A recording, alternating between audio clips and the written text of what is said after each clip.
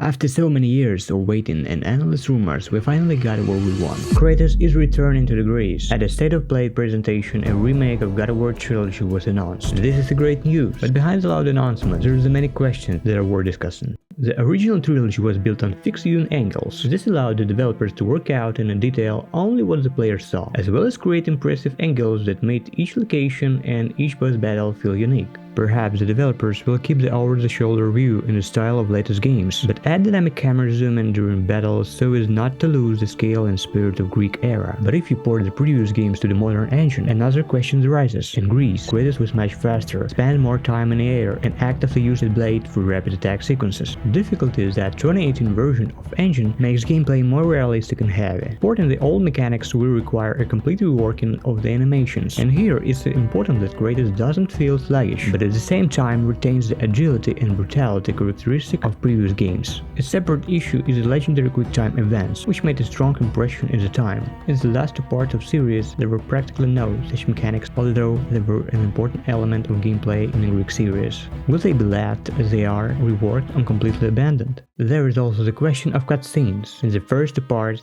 these were pre-rendered videos with high detail, which still look decent today. In the third part, such videos disappeared. Instead, stylized two-dimensional inserts were added, and the main cutscenes were performed directly using the game engine. Will they be adapted to the new engine, or completely replaced with the gameplay? It's unknown.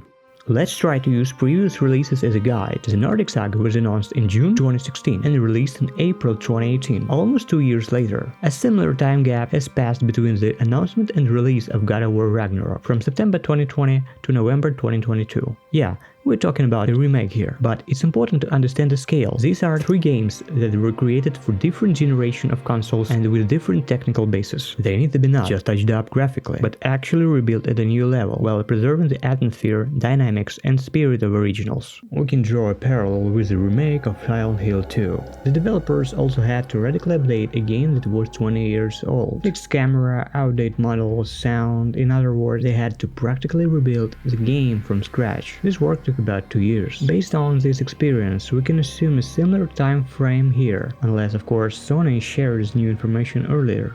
And the main question is not even about the graphics or camera, it's about the experience. Will the game be able to revive and improve the gameplay, the intensity, and the story surrounding it? Everything we loved about Greek Saga. We can only wait and see.